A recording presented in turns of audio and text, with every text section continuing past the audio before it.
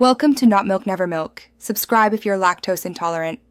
In this video, I will show you how to make and can peach jam.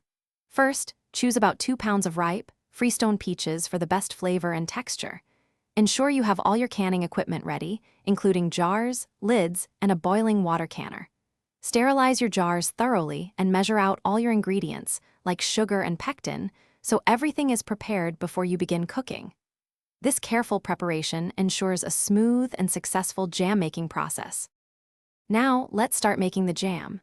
Begin by peeling and pitting your 2 pounds of peaches, then crush or chop them into small, uniform pieces. Combine these prepared peaches with your measured sugar and pectin in a large, heavy-bottomed pot. Stir the mixture constantly as you bring it to a full rolling boil that cannot be stirred down. This critical step ensures the pectin activates properly for a perfect set. With your jam cooked, it's time to fill the jars. Carefully ladle the hot jam into your sterilized jars, making sure to leave exactly 1/4 inch of headspace at the top. This space is crucial for proper sealing. Wipe the jar rims meticulously clean to prevent any sealing issues.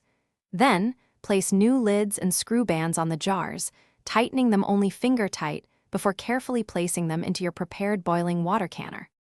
The final step is processing and cooling your jam. Process the jars in the boiling water canner for 10 minutes, remembering to adjust this time if you live at a higher altitude. After processing, turn off the heat, remove the canner lid, and let the jars rest in the hot water for 5 minutes. Then, carefully remove them and place them on a towel to cool undisturbed for 12 to 24 hours.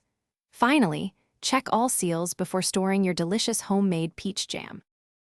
Thanks for watching. If this was helpful, leave a like and consider subscribing. See you next time.